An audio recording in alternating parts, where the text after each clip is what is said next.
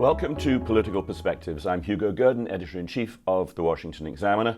I'm joined by Byron York, who is Chief Political Correspondent of the Washington Examiner.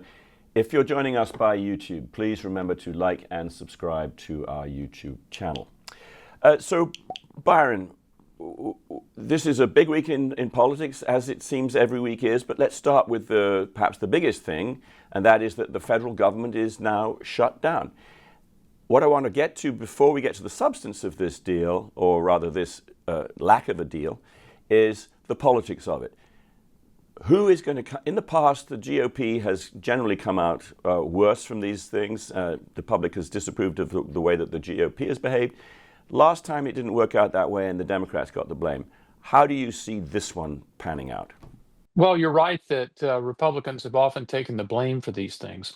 First of all, you can forgive any listeners, viewers, readers if they're bored with all this because they've seen all this before. You have a shutdown and it never really amounts to much of anything, but here we are. This is what I think is going to happen rather than Republicans being blamed or Democrats being blamed. Shutdowns usually work out this way. There's one party that says our issue is so important that we will not allow the government to go on until we deal with it. And then there's the other party that says, no, let's just keep the government running and then we can deal with your issue. And that's the side that the public always goes with. Right. The side that attaches conditions to keeping the government open is the one that gets the blame. I think that's the way it is. In this case, it is Democrats. Right. So we can test this theory, but I think that's what's happening. Well, yeah, I think that's right. I think that they are the ones who are insisting, and we will get to the substance of their demands in a minute. But to stay with blame and the politics of it, the reason it seems to me, at least, that we're having this at all is that Chuck Schumer, who is the minority leader, the Senate leader, the Democrat leader in the Senate, went along with the GOP, with Republicans about 6 months ago, and he got all hell for it from his own party. The base was outraged. They wanted him to fight. He was seen to capitulate. There was a lot of talk, even by elected members of Congress, that he should no longer be the leader, and he is still, in polling, the least liked and approved of member of Congress. So he's determined not to be ousted. And so it seems to me that one of the reasons we're getting this, even though he knows that the government should not be shut down, he's willing, has been willing to let it shut down because he doesn't want to be seen to be weak. And this actually reveals one of the weaknesses of the Democratic Party. It doesn't know what it is at the moment. The leaders don't know how to behave or lead their base. They're weak. They look at their base, they say, that's where the base is going, I better go with them. Well, Republicans are calling this the Schumer shutdown, which does kind of roll off the tongue. So they're going to be saying it a lot. And this theory that you just talked about, that Schumer's doing this because he just caught so much grief from the progressive wing of this party. Vice President JD Vance just went into that in some detail in the White House briefing room. Chuck Schumer is terrified she's going to get a primary challenge from Alexandria Ocasio-Cortez. And that's why he's being, quote, tough on Republicans on this issue. Right. It seems very clear that that's what's going on here. Yeah. And so let's turn to the substance. The principal demand that Democrats are making, for which, if they don't get it, they are willing to shut down the government, is that the subsidies on Obamacare premiums, which are due to expire at the end of the year, should be perpetuated or at least extended. And it needs to be remembered by our viewers that these subsidies were put in place only during the COVID years, or when COVID was at its peak, and it was because of the economic hit that people were taking. They were, like so many things, put in place temporarily, and there was a good reason for it being temporary because COVID wasn't going to last forever. Now, at a cost of $400 billion, the Democrats want to extend these, $400 billion over the next 10 years. Plus, there's another $300 billion, which is sort of to undo various other things which were in the big, beautiful bill that was just passed. So this is essentially saying we want to shut down the government, you Republicans, unless you extend what we said was temporary when we put them in place something like 5 years ago, and you undo a key part of the legislation that you passed just recently and which was signed into law. No one's going to think this is very reasonable, will they? Well, I don't think so. Here is my grand theory about this. The greatest Democratic policy achievement of this century so far is Obamacare. If you go back to when Obamacare was passed, obviously there was a huge fight, and Democrats passed a smaller version of Obamacare than they would have wanted, but it was all they could get through. In fact, there were some Democrats at the time who referred to what they passed as a starter home that Right. they would build on in the future. Now, and they knew a lot of it was the funding of it, a lot of it was inadequate, but they would fix that in the future, get this thing in place and fix it in the future. Now, the next time that the Democrats control the House, the Senate, and the White House is when Joe Biden comes in. And the top Democratic priority is expanding Obamacare.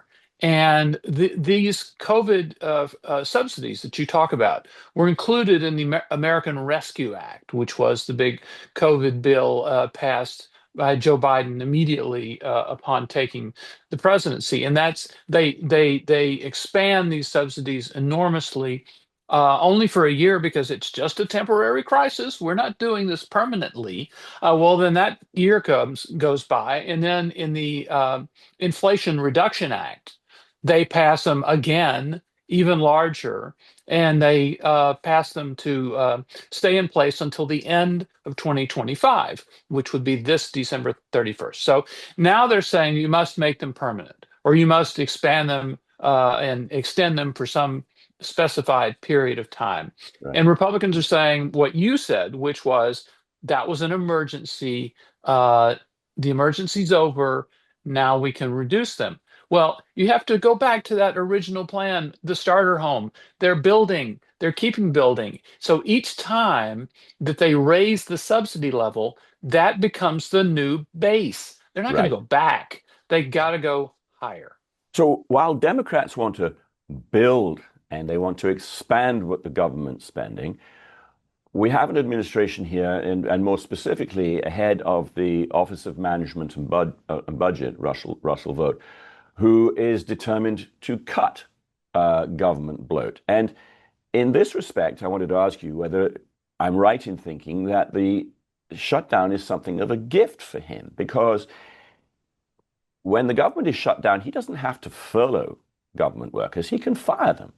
And that means that he can go in and slash government spending on government employees faster than he might otherwise have done. So there is, and this also produces a big tension in the Democratic Party, because there are Democrats who simply want to fight and oppose, but there are other Democrats who just hate the idea of damage being done and numbers being reduced in the federal bureaucracy. And there were votes on Tuesday night, just before the shutdown, and John Thune in the Senate managed to peel off a very small number of Democrats. I think he got to 55 votes. Yeah. Perhaps he's thinking the Democrats are split on this. Perhaps this is a gift. They will see this as a gift to Russell Vogt and the budget slashers in the administration. There will be more and more Democrats willing, as perhaps not very many days or perhaps weeks pass, who will flip. Is this, do you think, playing into the hands of Russell Vogt? And do you see this as becoming increasingly a problem that Democrats will not want to let him continue?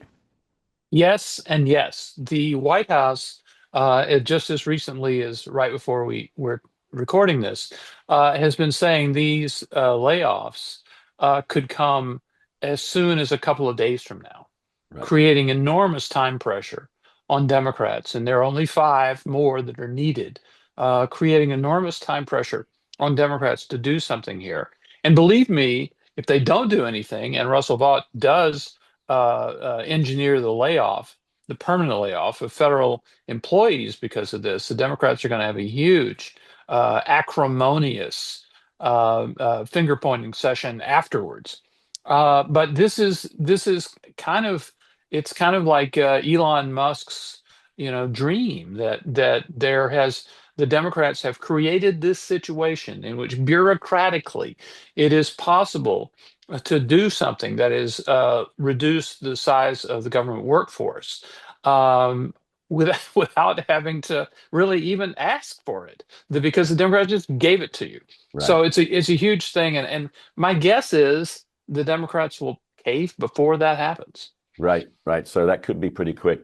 Yeah, as you say, JD Vance actually just today said that he didn't think this was going to last for very long. It's not going to be a long one. And I'll tell Hakeem Jeffries right now, I make this solemn promise to you that if you help us reopen the government, the sombrero memes will stop. And I've talked to the President of the United States about that. But let's switch away from the shutdown to another enormous news this week, and that is the announcement by President Trump and the Israeli Prime Minister Bibi Netanyahu of a deal to end the war in Gaza and to do various other things relating to settling the situation there. And although President Trump did a few things, like, for example, obliging Bibi Netanyahu to apologize to Qatar for the attack there, a recent attack there, and to rule out the annexation of Judea and Samaria. So he made it look like he was doing some tough things with the Israelis. He has actually managed a kind of diplomatic coup, it seems to me, in that Arab countries are lining up to agree and approve this peace plan. And what he's managed to do is isolate Hamas. If accepted by Hamas, this proposal calls for the release of all remaining hostages immediately, but in no case more than 72 hours. Everybody now seems to recognize that this can work only if Hamas, which is obviously a designated terrorist group, lays down its arms and gives back gives the hostages back. And if it doesn't do that, President Trump has said he's absolutely going to back Israel if it goes in and annihilates Hamas. So this is quite an achievement already, is it not, for President Trump? I think so. Look, everything depends on those Arab nations you're talking about, because if they don't go along with it, and they allow Hamas basically to reject this deal, then it's just everything is just much more difficult for the United States. Right. Netanyahu made it very clear at the White House, saying, "Look, Hamas, you can do this the easy way, or you can do it the hard way. In other words, you can take this deal, or we'll kill you." Mm-hmm. So that's the deal here. And as a matter of fact, as I watched this, I thought to myself, there's not much in it for Hamas here, Right. because the deal seems to put in place Netanyahu's war aims. I support your plan to end the war in Gaza, which achieves our war aims. It will bring back to Israel all our hostages, dismantle Hamas's military capabilities, end its political rule, and ensure that Gaza never again poses a threat to Israel. Which are to get the hostages back, living and dead, and to dismantle and destroy Hamas as a military or governing entity, and then make sure that Israel is never threatened by Gaza again. Right. He gets all of that in this. Now, Israel does give up prisoners, but I believe they were always prepared to give up a large number of prisoners in exchange for the hostages. So I think to myself, well, what's in it for Hamas? Well, probably not being killed immediately. That's Right. what's in it for Hamas, and it's a bad deal if you're in Hamas. And so then you look to the Arab nations. You look to fellow Muslims in the Middle East, say, I need some support here. And they say, no. Well, Hamas is in a very, very bad situation. And hopefully that's the way it's going to turn out. Yeah, and I think that it means that I think that Hamas is actually more likely to reject it. I think that some of them, fairly senior, have already said that they are unwilling to hand over their arms until they have a Yeah. Palestinian state. So this isolation of the terrorists, isolated from other Arab nations, as you say, the key Arab nations, is Yeah. the big deal. No doubt that there will still be all sorts of malicious and useful idiots in the West who want to support the terrorists, but it's almost like a sort of refresh where the finger of blame can be pointed at Hamas, and Israel gets support from the United States for an assault that will finally remove them from Gaza. Anyway, that's where we will leave it. I want to thank our viewers for joining us today and ask them to join again next week. Byron, thank you very much for joining me, and we'll be back in a week's time with Political Perspectives.